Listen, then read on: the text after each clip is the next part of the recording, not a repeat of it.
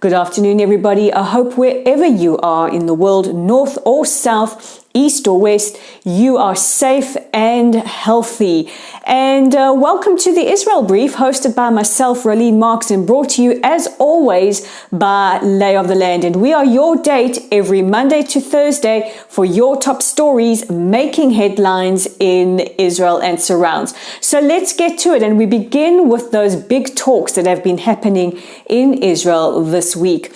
And those are meetings between the National Security Advisor to the White House, Jake Sullivan, who is in the country at the moment, and the four most senior officials in Israel, including President Herzog, Prime Minister Bennett, Defense Minister Gantz, and the head of the IDF, Aviv Kochavi, and our Foreign Minister Yair Lapid. Now, the Israeli officials have reportedly walked away from meetings with Jake Sullivan, feeling more reassured that America is ready to take a hard line against Iran if necessary. And according to Sullivan, these are three possible scenarios. One would be a return in full to the 2015 agreement. The other would be a freeze on Iran accelerating their nuclear program. And a third would be no new deal. However, new sanctions and new pressure would be applied on Iran. So we await to see what will happen. The Vienna talks are wrapping up. And of course, Israel is very, very concerned about Iran going nuclear. We have had some really venomous rhetoric coming from the Iranians over the last 2 weeks. A lot of activity on social media threatening not only Israel, but any country that opens its airspace to Israel should Israel have to engage in a military option.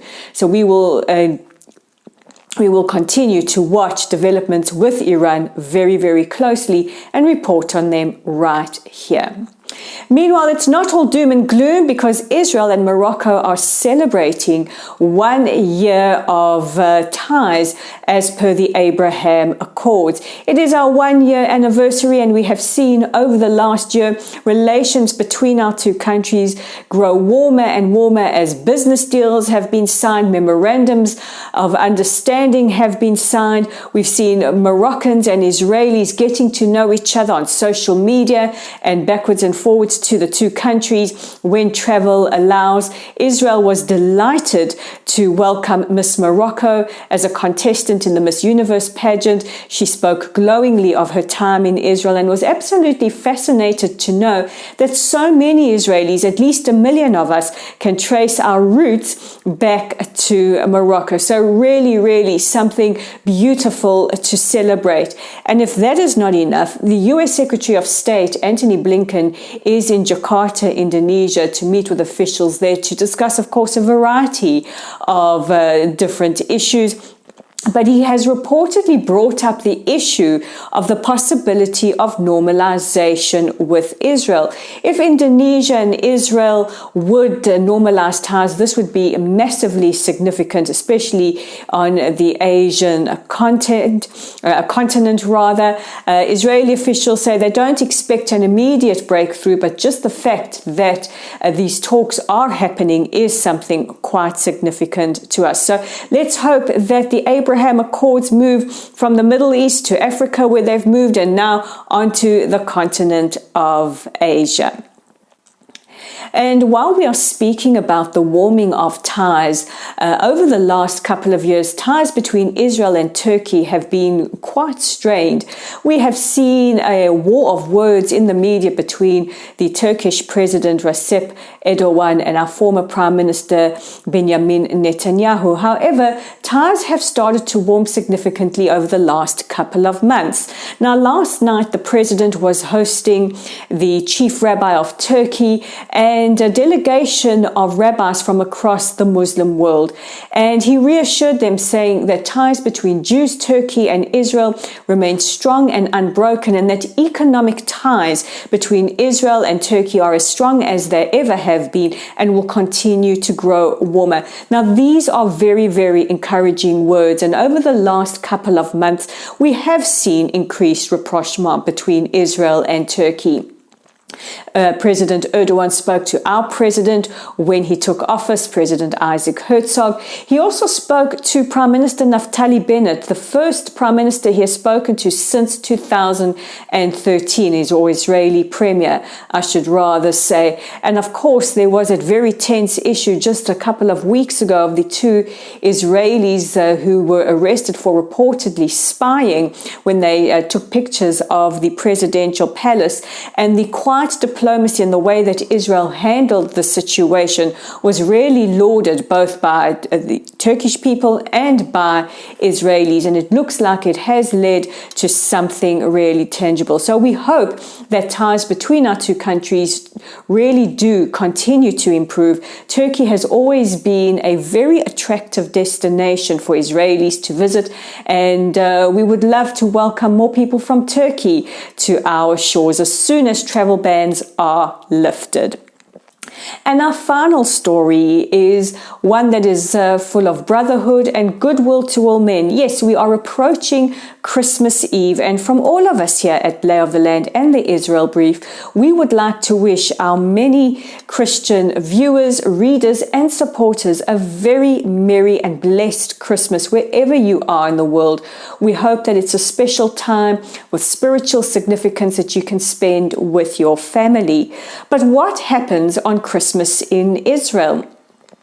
Now, of course, Israel is home to very, very significant and holy places: Bethlehem, Nazareth, the Church of the Holy Sepulchre, and various other very important Christian holy sites.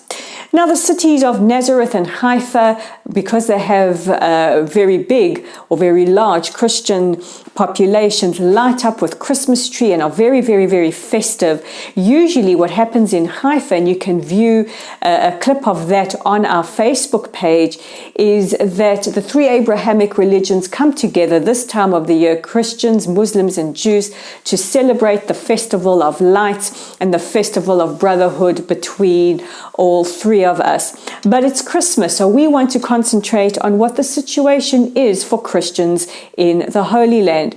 Sadly, for Christians around the Middle East, especially in places like Gaza, Iraq, and other places, they have been driven out and persecuted.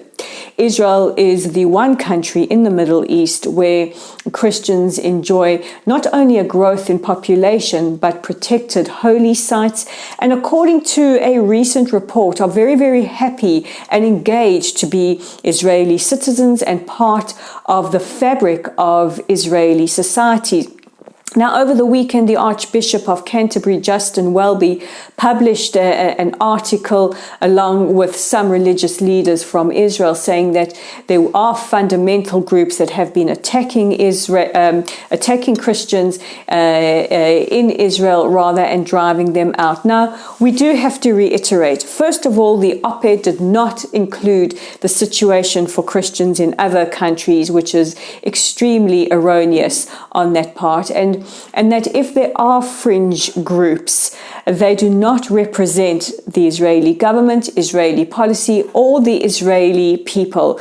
They are a fundamentalist group and will be tried and will be dealt with the way that any fundamentalist or terror group would be.